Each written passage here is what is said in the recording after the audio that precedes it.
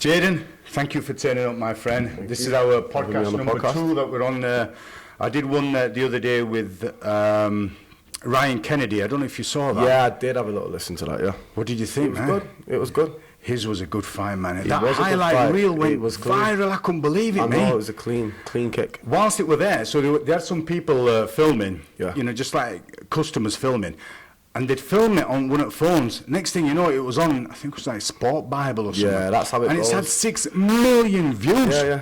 Yeah, I expected Nothing it. for me, but 6 million views. That was just unreal how quickly it got That's how the going. internet works.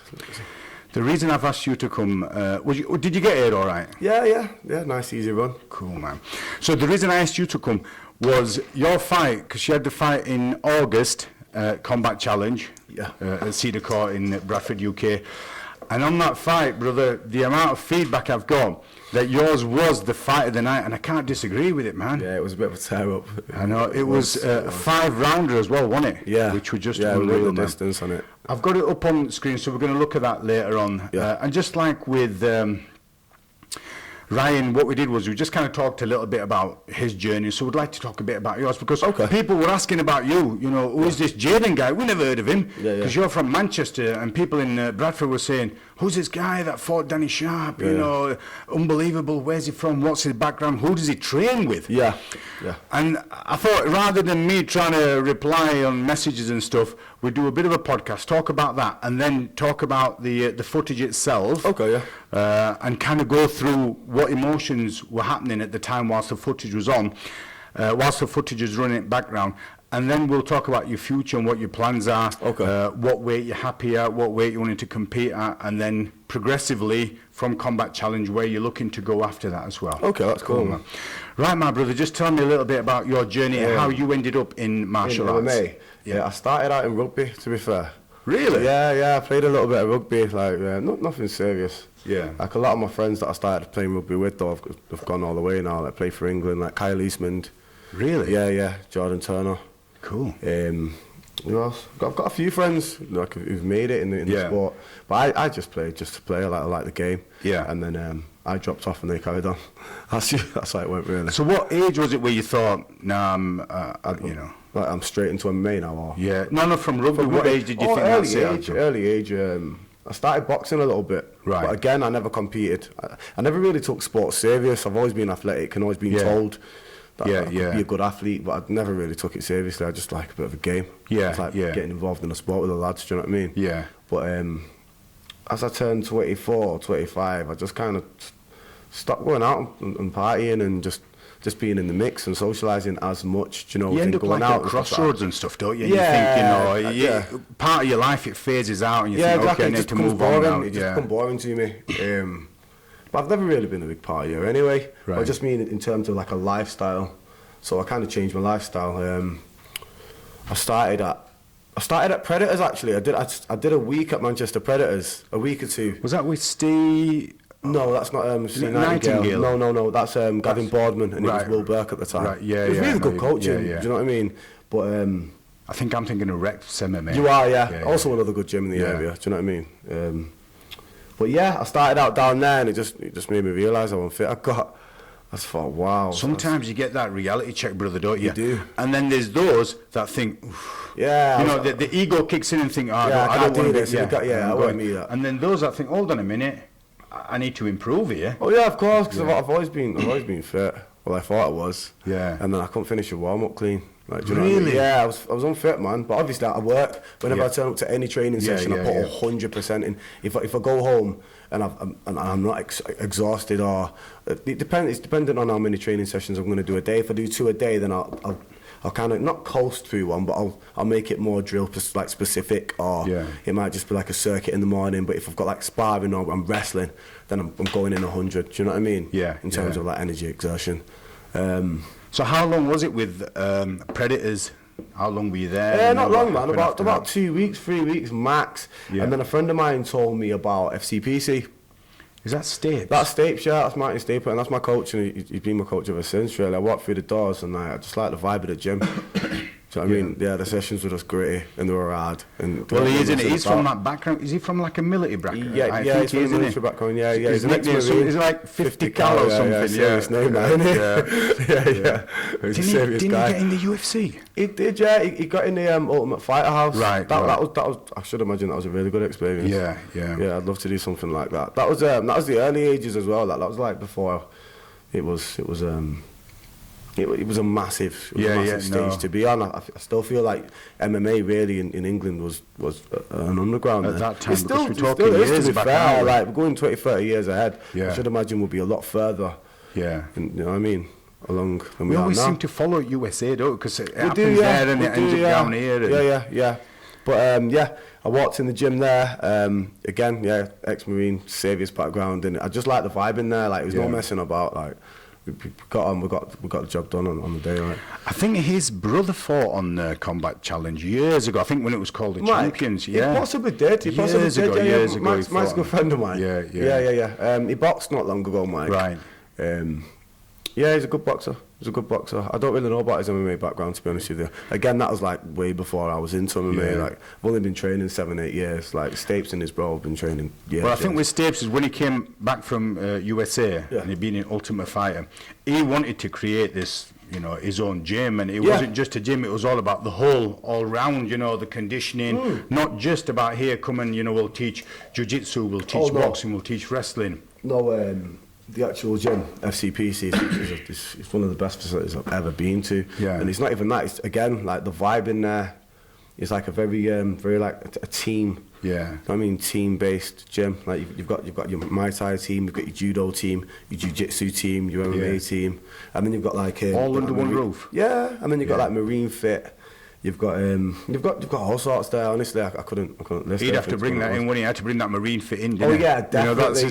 Listen to me, then anybody involved in that Marine Fit, they all look like Spartans, Yeah. They're all fit, man. Let me tell you. So you went there. So after Will Burke and Boardman, you moved over to. Is that just because it was closer, or you just wanted to try something different? A bit of both, to be honest with you. I just again, like when I walked through the door, like I just knew that was the team for me. Like, it was a good set of lads. It was a good vibe. Like, but when we're on the mats and we're all training, we all take it serious. But when we get off the mats, it's banter. Do you know what I mean? We all have a laugh. That's like, what you want, don't you? You want the hard grind. Yeah, when exactly. You're there, exactly. But then it builds that natural bond. And it creates that brotherhood for you there, don't it? Yeah, definitely. So I've been in gyms as well before where, like, not necessarily joined any teams, because I've never joined any other team before in my whole career. Like, I've bounced around at gyms for sparring, because I always feel it's good to get different sparring partners, or just get a bit of a different dynamic off a coach for a day, do you know what I mean? And just kind of test yourself out. So could you get comfortable with your sparring partners? Yeah, even if they're dangerous guys, like, you're still comfortable within that environment. So because you kind of know, even if they're dangerous, you know how to defend certain things. Yeah, exactly. You know what's going to be dangerous. You know what. Do you know what I mean? You know if this guy throws a horrible spinning back kick, you know he's timing me to go to a certain angle. You know that. Whereas in different gyms, different people move. Yeah, like foreign. And it kind of it leaves you open. It exposes you, but in a good way. It depends on how you look at it. You can think, okay, I can test myself. I'm doing really well. Against somebody who doesn't know how my movement, or bloody hell, I didn't realise that. So now I need to focus on this thing as well. So it helps you all around, doesn't it? Just training with different people and sparring. Yeah, definitely. But I've also, again, I was going to go into like going to certain gyms, and it's just like a toxic environment. Yeah. Do you know what I mean? Yeah, I've been to certain gyms, it's just toxic, man.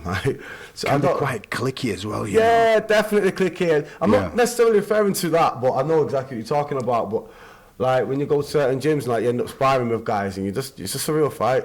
You're both just trying to knock each other out. Do you know what I mean? But nobody learns from that. No, you don't. It's all good and well, man. I don't mind. Do you know what I mean? If you want to bang it out one day, and that's cool, man. But I'd rather not. I'd rather learn. Yeah, do you know what I mean? Because there is a place for that, and especially with people who you have a good relationship with, you can have that hard that hard grind. Do you know what I mean? You can have that, and you're all right with that. That's built over time, though. If I'm going to spar somebody first time, I'm not going to touch hands with you, and then throw a jab and then a power head kick. I'm just not going to do that. 'Cause it's just bad etiquette. It is. Do you know what I'm saying? Yeah. If anything, I'm going to build up over rounds. Like, say like we're stuck in the cage for 5 rounds or whatever, and I'm helping somebody get ready for camp or whatnot. Like, say the first round, I'm gonna play around a little bit. I'm gonna let him move around on me, even if he tags me. I'm gonna play a little bit. The second, I'm gonna go a little bit harder. The third, It's that gauge, isn't it? Then, do you know what I mean? Yeah, and then fourth, fifth, when you've learned what each other can take and what you like and what you don't like and so on, that's when you can have a bit of a proper spar then. Do you know what I mean? But again, definitely. Like, it is good, all good and well, but it's just injuries as well, like certain things. It's always good to have somebody around you can tell you to power down as and when, because when you're sparring, sometimes your adrenaline just takes over, you enjoy it a bit. Yeah, and you end up in that bit of a tunnel, don't you? You've got your blinkers on and you're focused on there, and you need somebody to tap you on the shoulder and say, whoa, right, focus on this, you know, you need to calm it down. Yeah, exactly. I was sparring yesterday, actually, at Champs Camp in Moss Side, boxing, with a couple of talented boxers down there. Yeah, it's really good spars. And again, it's easy when you're both at a certain level, and you know to pull certain punches, or you can land a belter on someone, and then you can ease off and let them breathe, and then you go back again and you get in the mix. But the coach was always there to kind of say power down when you was flowing a little bit too much. Sometimes you get in there, don't you, brother? Yeah, like, enjoy it. Yeah. If you don't like the sport, don't spar. Do you know what I mean? So from there, what happened next? Because you, at some stage, I don't know if you still train there at Stapes' or... Oh yeah, of course, yeah. I'll always train at Martin Stapleton's gym. Yeah, of course. I'll never join another MMA team. Well, not that I can see. Do you know what I mean? That would always be my base. Yeah. But I've kind of been in and out because I opened up my own facility called Power MMA in Oldham. Right. Yeah. I've kind of built up a team there, but I've been coaching like basic fundamental stuff. I've got a not a mixed martial arts coach, a submission grappling coach, jiu-jitsu coaching called Sam Quinn, really good.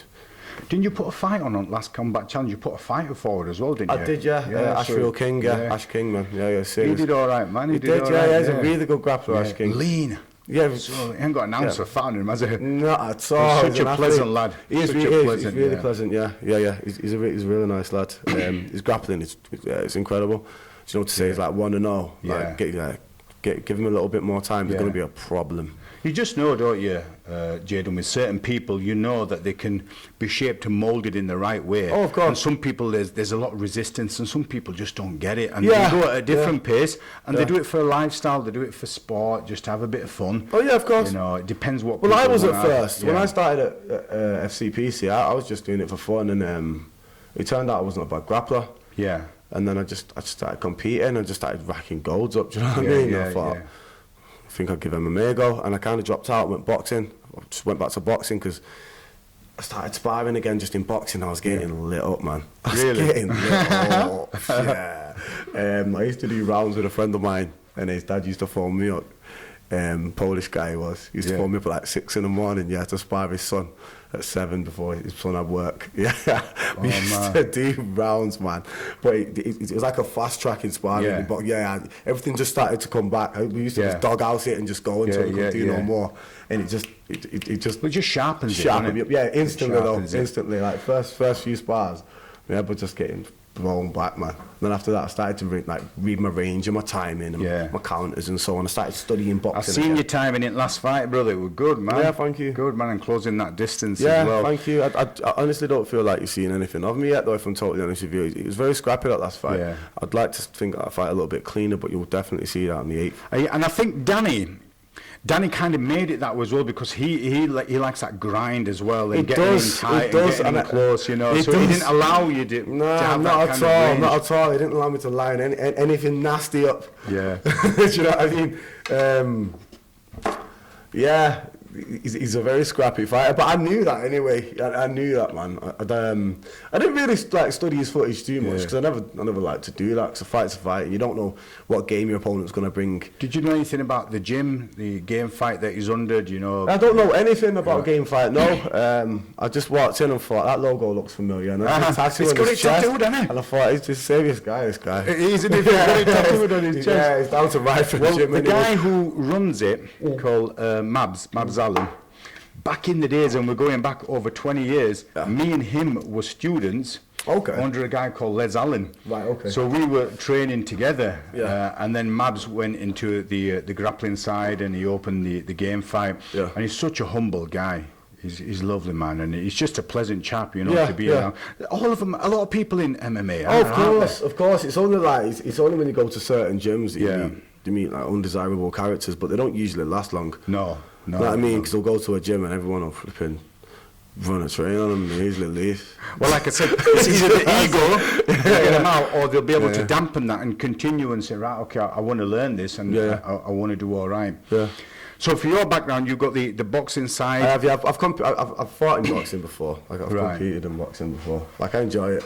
But do you prefer MMA? Oh yeah, I definitely prefer MMA. But I also have an equal amount of love for boxing. Yeah. Like I love just working it out, like in the midst of a spar, or just studying old boxing tapes. Like guys like Willie Pep, Joe McClellan. Like I like old school boxing. Oh man. You know, and then you got the footwork aspects more so. Talking about footwork, I saw a clip the other day, yesterday. Mike Tyson. Yeah. I've seen it. Yeah, hitting it the must angles. be his 50. Yeah, man. Hitting the mangles, bro.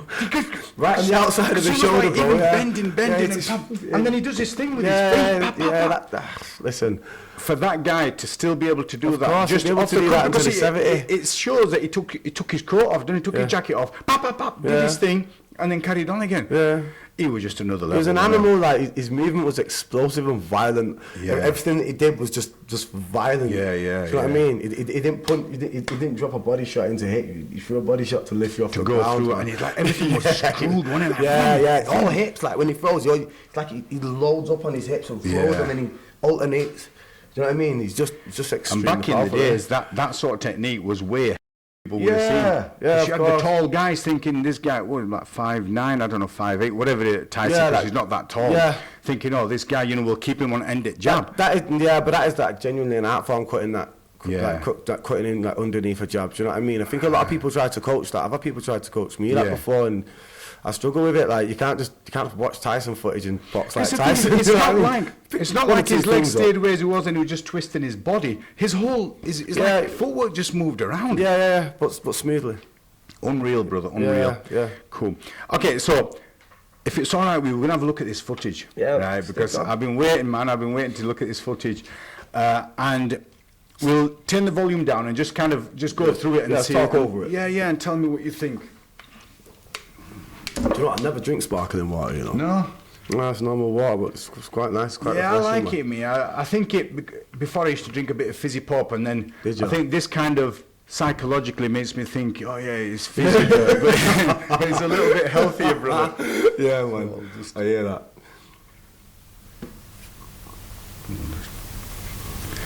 Look at this dude here, eh?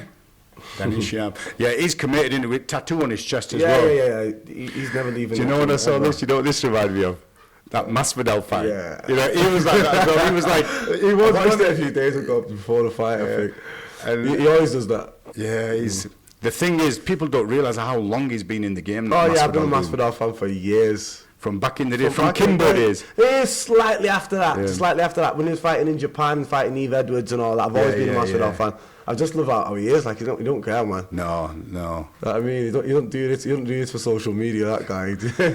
So, what was your thoughts? Like in beginning fight, did you think I'm going to go 5 rounds, or did you think I'll test him stood up, or what were you think? Or were you just trying to see? I thought if I can touch his chin, then he's going to bed. But that guy's head's made out of granite, Yeah. It's hard, you know what I mean? But he was eating him, The thing is, he didn't want to give you any room, did he? I know, but that he had a beautiful game plan. Like he made it very scrappy, and I couldn't line anything up. Like I couldn't. Well, for him, it just shows the respect that he had for your striking. And I think it was more the boxing side, because he was thinking, I don't want any of that. So he's trying to keep that grind, but keep it nice and tight against you. Good turn there, my friend. Well, and he did. He pushed me up against the cage quite a lot. He used that really well. Yeah. And I'll be honest, like. Usually, if anybody pins me against the cage, I can usually bump them off fairly fast and reverse it. Do you know what I mean? Because what you have to remember is wall work's an art form now.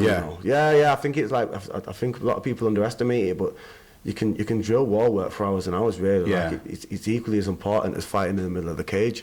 Oh, definitely. Do you know what I mean? Like you can win a whole fight, you can control the whole fight just by like Randy Couture and all them guys. You know what I mean? Yeah.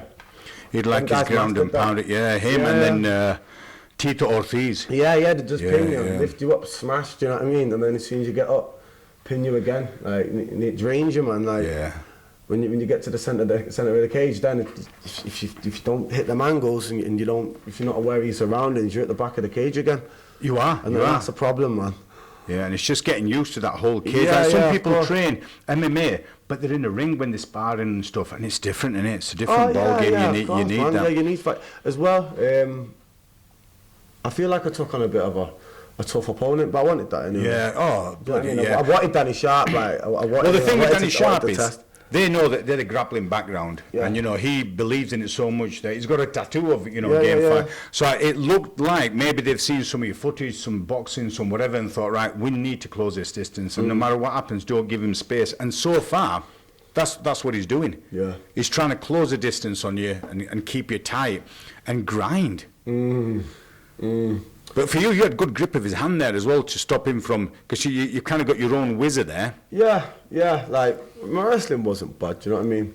It wasn't bad, but he was working more off the cage, like he's very active with knees, do you know what I mean? Yeah. And the stringing his hands up, but I think I just wanted to bang a little bit too much. You could tell. Oh, man. If that would have got him. I know, mate. I think for Danny, the good thing for him, like you say, granite chin. Yeah, so he'd have to take a few to close that distance, and that's what he wanted to do. I'll tell you this, Life, I landed 3 left hooks. Yeah. I'm talking belters, and everyone I could see was going. But I should have slowed it down, planted him through the overhand. I feel like he would have walked into it, but he was clever with it, man. He was clever with it. He wasn't happy. But that's because he just made it so scrappy. But I hate him hard. He's a I won't swear, but he's a tough kid. Let's be honest here. You're getting hit a few times here, so you're taking some punishment, but you're coming forward as well. It's not one-sided here. Oh, he got you with a right good hook there. Yeah, I got some shots in there. It's all right though. Good knees from him. So that was the first round, and at that stage, so you're in your corner, you've got the first round sorted. What were you thinking? What, when I went back to back to the cage, I think in my corner I had Rizwan Khan. Yeah. Stapes I had, and Derek, the judo coach down at FCPC. Yeah. I had Phil Woods as well. Phil Woods was somewhere in the mix. Did they kind of suss out what Danny's game plan was at this stage after the first round? We didn't really suss out his game plan. We just sussed out my way of fighting. But my way of fighting really is to control the centre of the cage and strike. Maybe throw some wrestling in the mix. Maybe just kind of throw him off. Yeah. Maybe open up an angle somewhere for something. But I just basically wanted to kind of control my footwork and control my distancing and be aware of the cage behind me, because I felt like I smothered my own work in that fight. Right. Like I was landing shots and then going for the knockout rather than just relaxing when I fight normally. Like if you're watching any of my boxing fights or anything like that, like I'm quite a controlled striker. I don't go bananas as soon as the guy is that one. Do you know what I mean? Yeah. Whereas with this, I think I took it a bit emotional. Well, got a bit emotional started. But on the beginning of this round, let's just see if we can just go back here. On the beginning of the round, I think, do you go for a takedown? I go for a takedown, but. That was just off the bat. That was just me. Because I thought I can possibly I can take this guy down. Do you know what I mean? So you did. I think the cage kind of helped Danny a little bit there because he bounced back off it. It did, but let's not take away the fact that he had good takedown defense. Yeah, he did. Because as soon as he hit him, he instantly popped on his hip. Yeah, and he kind of walked off the cage. You know what I mean? That was good work. Yeah. And then I think I go for a high crotch at one point as well, and he reverses that. He's got good groundwork as well. He's got good groundwork. I think I possibly underestimated him a little bit in terms of his groundwork. I just kind of took him as a scrappy guy. Yeah, I thought he'd be all right, on the ground, but I didn't realise that, like, even the control here. But you're doing it because you've got the whizzer, you're grabbing his wrist. He's tried to get you a couple of times with the guillotine, and you've got the arm in there to stop that. But I think with Danny, he knew that the ref was there, and he'd have to continue. Otherwise, the ref's just going to stop it. That then gives you that space. Yeah. To unleash again. Oh yeah, of course. You have to keep working. You can't just lie on someone. Do you know what I mean? Well, you can, but I don't like that. No. I don't know. If you're pushing, if you're working up against the cage, you got to be causing as much damage as you can. And that must be tiring as well, man. Constantly being pushed. That's that single leg there, but he instantly puts back up to his feet. Yeah, he's good, man. He instantly gets up though. He does it well.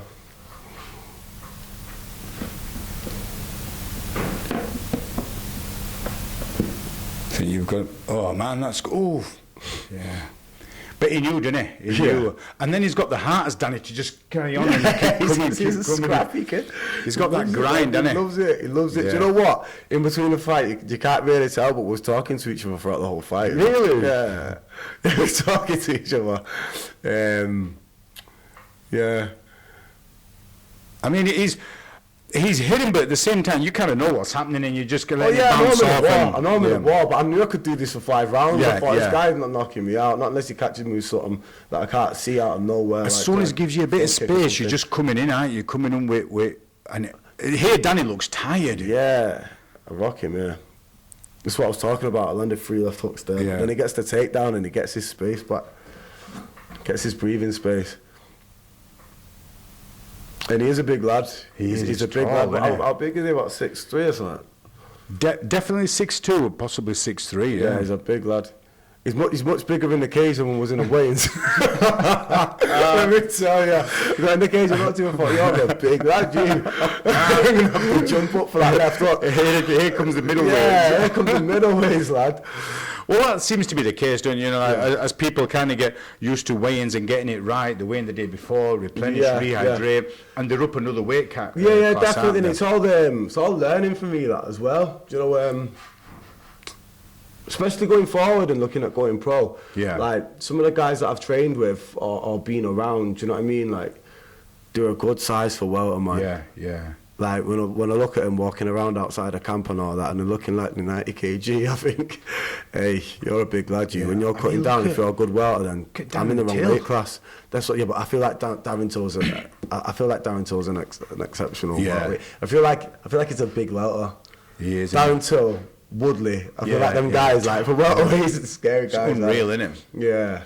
So we're into. You can see a corner team there. Yeah, that was Phil Woods that there shouting. That was my good friend Phil Woods. Like we put a lot of work in together. He's been like one of my main sparring partners throughout the whole journey. So with Danny, he's kept with the same game plan, really. He has, because it's working for him. It's working for him, and again, I think that's the respect for your punching and your technique, because he's thinking, I don't want that. I just need to keep it tight, grind away. And he'll be thinking, I'll be able to outlast. I've trained hard, but then he's realising that you've done the same. Oh, yeah, of course. I'm not going to quit. Like, I want it. Do you know what I mean? I ain't never going to quit. Like, no, we don't ever quit. So many people, they would have thought, it's not, I can't do it. I've had enough. And as you see him as a promoter, and also yourself as having your own gym, you'll see people in there, you'll think, come on, you could have given it a bit more. Yeah, of course, but that's the only thing that you'll ever regret. Like, when I watch this fight, I'm not an actual fan of it, if I'm totally honest. I don't like it. I don't have a performance in it. I'm much better than that. But I never watched the fight with like I can watch it. Yeah. If I quit in the fight, I probably would want it. I wouldn't want to watch it. Yeah, that's fair. Because no matter what, you're there from the first bell to the 5th bell. You're there. Yeah, of course. But if you quit in a beautiful sweep, see there, did you get him? No, that was a beautiful sweep. I think I took him down off the cage. Oh no, I think he dropped. I think he does like a judo drop. Do you know them? Like a sack of. Oh no, I took him down. I got an inside. Yeah, I got a takedown and he reverses it beautifully. Like, that's good grappling, man. I'm not going to take that away from him. That was nice. See there, because he thought, right, I might be able to get a rear naked, but then you've come back on your side again here, because you thought, I'm not giving up me back. No. This is the first time I've gone 3 rounds as well. Right. And I think I felt it. Like, I always go hard though. Like, in preparation for any fight, I'm hitting sprints. I'm getting up at 6 in the morning. I'm doing 50-minute jogs uphill. Like, wow. I train until I can't train anymore, until my body physically says you have to rest today. Do you know what I mean? Yeah, definitely. So that's the point where you can only increase by really taking yourself to that limit. And I do. And I surround myself with people that do as well. Do you know what I mean? Like, I train with a pro boxer called Sam Amidi. Right. And that guy's a savage, man. That guy will phone you at 5 in the morning, like, yo, we're getting dust storms and all. Like, we're raining. You look outside and like, and you're thinking, bro, no. I ain't got no, but I do. Do you know what I'm saying? But I'm sure you'll feel better afterwards. Oh yeah, I always do. I feel electric afterwards, and then I'm going to train again at flipping 5 o'clock, 6 o'clock. It feels good. I tell you what, in this round, he's kept that dominant position for a while, on top. Yeah. And I think you're in half. Yeah, you are now, aren't you? Yeah. But yeah, and it looks like Danny wants to rest as well. Yeah, he wants to at the rest, same man. time, I'm talking to him. I say no. I say, give me that work, man. I say, don't rest on me now. I say, let's go. So even there in fourth round, it's just like mutual respect. And yeah, of course, he smiles at me though. You know, we get it in again. Well, that's his fighting the smiling assassin. Yeah. Again, like you've come in heavy punches, and he's doing the same thing, just trying to get that grind. Yeah, because if we keep it standing, I think he knows that he's under a bit of. And that's Mabsy there in his corner there, Mabs Alam. Okay. Really pleasant chap. Yeah, He's a very jiu-jitsu guy now. He's just recently competed. He's in his 50s and he's just got gold. Is he really? Yeah, really pleasant chap. Yeah, man. Like I said, everyone is in martial arts. Yeah, they seem to be. They seem to be. Apart from if you find them like weird clicky gyms. You know what I'm saying? But I ain't really been. Well, you kind of you move away from them. That's not me. I'm not part of that. I'm gonna put my energy in here. Yeah.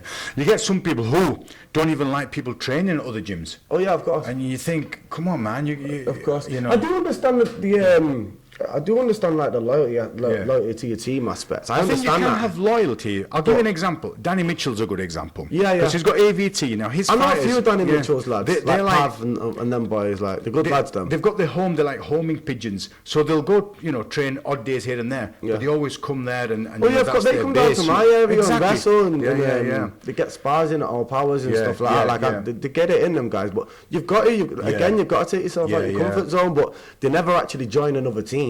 Yeah. Exactly. But the only problem is with that is what I will say. But saying that, it's not really a massive problem. But you'll end up sparring guys that are in your weight class that could be potential matchups for you. It's not the end of the world. I think where it works is if you, for example, like with you, Jaden, you go in and training in a boxing gym. Yeah. The likelihood of a boxer to MMA, you then go into a wrestling gym. There's one really cool one there. Yeah. And places like, or go into a jiu-jitsu. Well, that's what I do. Do you know what I'm saying? I always go I train at stealth jiu-jitsu, and none of them guys, I'm not going to spar any of them, fight any of them guys in MMA. Which I would anyway. It's not just because somebody that you beat somebody or they beat you in spar. It's not really beating, is it? No. You're both practicing, and you're not really trying to kill each other. Do you know what I mean? So it's irrelevant, really. You might get a bit of an inkling of somebody's style, but nothing more than that. No. But yeah, I'll train at stealth jiu-jitsu. I'll go to Moss Side Champs Camp for spars now. But my actual MMA team is FCPC, and they're my sparring partners, and I've been for the past 6 years. That's like your base, isn't it? Yeah, that's my base. Even though you've created your own place, you have a lot of respect and loyalty for those that were there for you. Definitely. I've also got sparring partners like Andrew Lofthouse. Right. Callum McDonald, I've got a good few sparring partners. Callum's fought on Combat Challenge. I think he might. Is he called the Mac? He is called the Mac. Yeah, he's got McDonald on his. He's taking the game serious. The Mac. He's actually coming back now. He did all right, and kind of prepared. And then he went off the scene. He did. I think he just wanted a bit of time out. But I messaged him about a year ago, and he just got back to me when I opened my gym. About 6 months later or so. And then he just kind of said, "Look, just hit me up. We'll get some spars in," and that's what happened. And then he brought Lofty down, sparred with a few of the other guys. Loz James, he's made the transition into kickboxing now, so I get kickboxing rounds in with him. Get rounds in with Kane Musa. Kane Musa, a good sparring partner for me. Get rounds in quite a few guys from different gyms. Do you know what I mean? That all helps, doesn't it? It definitely does. Just sharpens different aspects. You've got to, and you learn about yourself, man. Was this the last round here? Oh, you're putting some pressure. Yeah. See there, it's that heart and that grind. But I should have given this in the first, man. Would have been a different fight. Yeah. We're talking to each other now. I can hear his mouth moving there. So I can see his mouth. I even say to his coach how long left. I said, "Yo, don't look at that time, man." I said, "We go, man."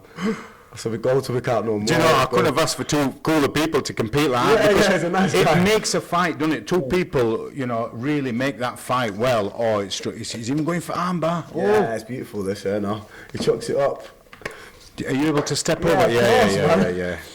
And then he's trying to go for a triangle now, isn't it? And then you push the leg over. That's the thing, though. And he's trying it again. He does chain his submissions together well. That's when you was good then. But for you, brother, even there, you've got the posture, you've got both hands in, and it's done. So then he's realising that, you're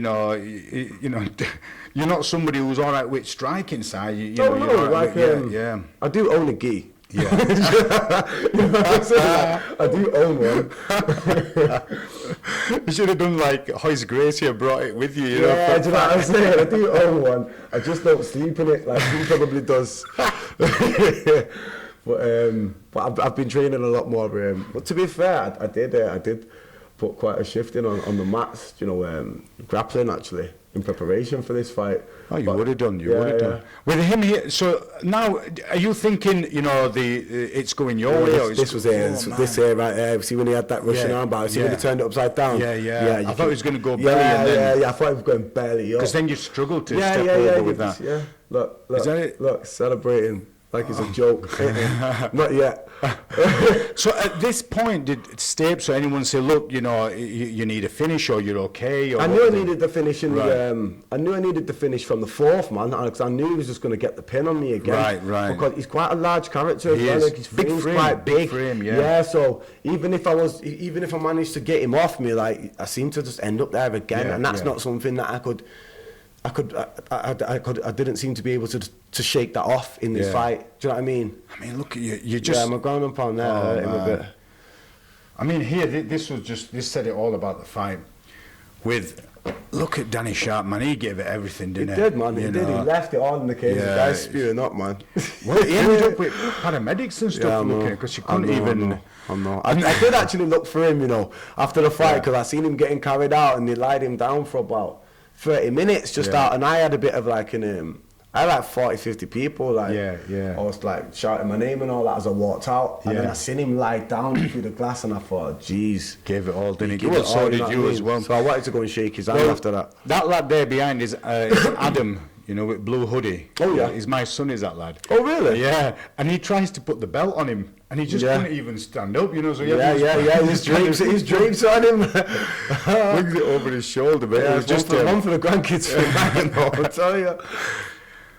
That is leave it all in the cage. Yeah, they're really cool guys, man. Real. So at this stage, did you kind of think, possibly it was the right decision, or? Do you know what? I thought I could have won it, but at the end of the day, like when I watched the tape back, I know how he won the fight. Yeah. I know how he won it. He wasn't going to give you that distance, and good on him for his game plan. Oh yeah. As he thought, you know, Yeah, most definitely. Like that. If that's a blueprint to beat somebody, then that was at welterweight, my friend, wasn't it? And it was with the day before weigh-ins. Yeah. What kind of weight were you walking around at that time? I always walk around at about 80 me. Right. 80. Okay. No more over 80. I used to walk around at like 84, 85. I used to be a bit of a big lad. Yeah. But I've trimmed that down gradually, and now I'm walking around at like 79. Like every fight, I do seem to stay in shape for about 3-4 weeks. Well, we were chatting the other day, and you were saying that you're looking at competing and possibly coming and working your way down a weight. I like the idea of going lightweight now. Like just specific, like a lot of my sparring partners, they're like lightweights, and they're my height, and you know my body type, my build. Do you know what I mean? I just feel like that they've managed to diet a little bit better. You know, going pro, and they're just taking it a little bit more serious than I do. Not in terms of preparation, in terms of anything physical, but just managing diet in and out of camps, you know what I mean? Yeah. Because sometimes I'll just go bananas and just start eating cakes and all that, like, you know what I mean? But I don't really do that often, and to be totally honest with you, I feel better when I don't. But you always appeared to be in just good shape. This is what I'm saying. Yeah. So I'm just going to take that up a little bit. Do you know what I mean? Just take that up a notch and just shave off a little bit more body fat, so I'm walking around at like 78, 77, and then to trim down. There's no drama. Yeah, that ain't no drama. It's just going to be the same as making a cut for welter, because welter's too easy of a cut. Yeah. Do you know what I mean? No, is it for it's you? nothing like some of my Thai boxing, like my guys who fight Thai boxing, like they're like, wow, that ain't a cut, bro. That's skipping breakfast. Yeah, you know what I mean? Just cap your water, ain't nothing. Yeah. So when I kind of look at it, a lot of them guys, again, like for the amount of fights I've had, but the amount of time that I've been training doesn't really run together. Do you know what I'm saying?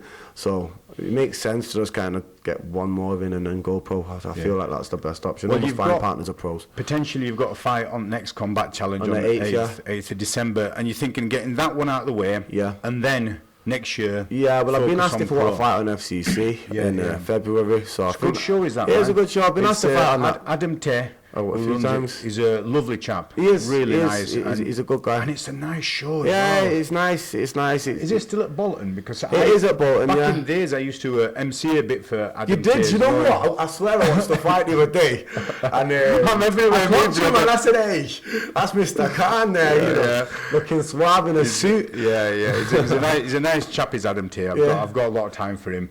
So yeah, FCC will be a good show to go on.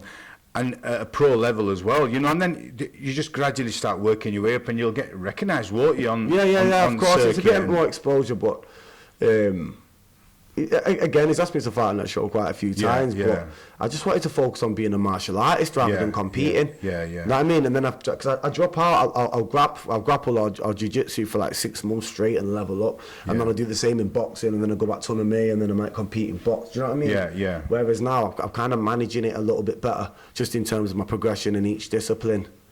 Do you know what I mean? Yeah, definitely. So, is it what you do full time then? Is this? I do this full time, but I've also got a part-time job. I'm a music tech tutor, and a TA in GCSE music in a secondary school. I teach music basically. Brother, next time you're gonna have to help me with this setting here. I'll help you, man. Because we did. It's a good set. It's a good setup, though, man. We did I'll have to just listen to the first podcast we did was with Ryan. Yeah. And 2 things I noticed. One, I noticed that we were a bit too low, so I've sorted that out, and also the lighting. Yeah. So I've hopefully sorted that out. The audio seems look good, right. though. The visuals look good. Yeah, visuals look real good. Yeah, they look great. Right, Jaden. Well, listen. Thank you so much. It's been so cool chatting to you, man. And people get to know a little bit about you. Thank you. Can I just mention though? Of course you can. I've just started an online vlog. All right.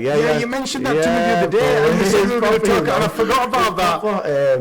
Right. Yeah, I've got I'm shooting an online vlog with somebody called Just Jake. Right. Okay. Yeah, he's a good guy and a cameraman, and basically it just documents week by week through my training camps for my next fights. But it's a bit of jokes in between. So it's not just all like gym greasy, like wrestling and kickboxing. There's a bit of jokes in between, like because I used to follow. Jorge Masvidal years ago, and he did something called Tales from the Grind and something else called Miami Hustle. Yeah. And I just liked it, and I sent that over to him. I was like, we do something similar, but just like 5-minute episodes. Yeah. Just like document like jokes in between also. It's not serious. So is that in production, or is that somebody? No, I'm running that now. I was going to come down with him today, but he wasn't available today to shoot. What I'm saying is, if somebody wanted to see it now... Oh, just hit my Instagram page. And it's on there. Just on my Instagram. Well, what we'll do is... on the message bit of this podcast, we'll put your Instagram in there. So then people can click on there, on that link, and they'll see it all on there. I'll see it as well, man. Yeah, you will. Jump on it, man. Yeah. Should imagine you'll get your face on there soon. Nothing new there, nothing new. Jaden, we're done. We're done, man. It's been emotional, my friend. It's been emotional, Danny. Thank you so much. Thank you, mate. Yeah, it's been good chatting to you. Thank you.